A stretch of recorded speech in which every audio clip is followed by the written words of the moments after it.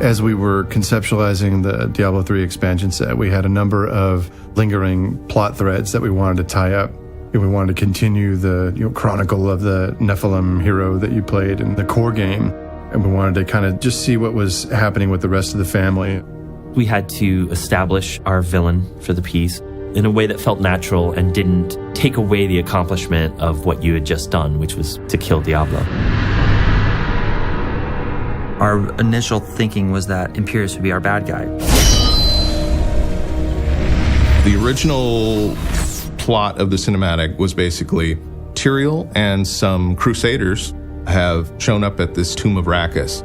Tomb of Rakkus itself is a Nephilim structure underground. It's the resting place of Rakkus, the champion of the Zakarum, which has now been retooled, so to speak, as a hiding spot for the Soul Stone, just because of its remote location, and the only hope to keep the Soul Stone from getting into the wrong hands really is to hide him. Tyrael has decided that it's just too dangerous to keep it in heaven. They think everything's going to be fine, and then Bamf Imperius shows up and changes the whole equation. Imperius basically called Tyrael out for what he considered his foolishness. You sacrificed everything to be one of them. Was it worth it? And then he proceeded to slay every single guard in the room and beat the heck out of Tyrael for a bit. And what finally happened was that just before he was about to claim the Soul Stone, Tyrael throws out a line, "I do not fear death."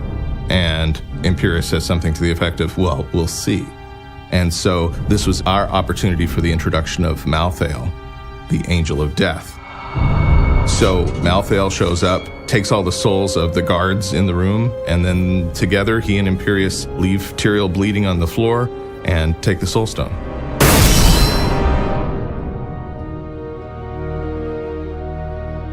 We started out was sort of a brother against brother idea. You know, you had Tyrael and Imperius, two awesome characters that had all this back history. There's a painting that initially ignited some people's imagination that was this painting of Imperius with bloodied gauntlets.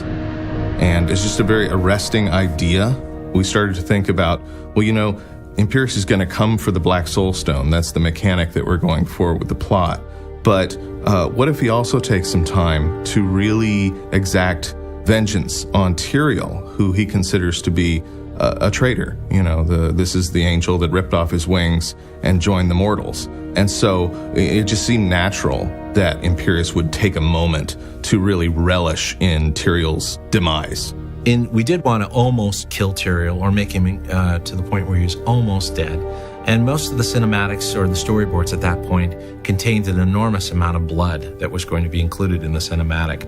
He was going to be bleeding, possibly from his nose or even his mouth or other parts of scrapes or cuts on his skin. We need to make that not only look as realistic as possible, but also blend into the performance that we were trying to get from the character, an emotional performance that was going to be very, very hard to maintain. From a technical standpoint, we looked at doing the blood in a couple different ways. We could involve the effects team and do it as a fluid sim splashing onto the metal, but there's a lot of computation to this. There's a lot of iteration time that's lost. But in that instance, I think it created the right level of emotionality that we were seeking.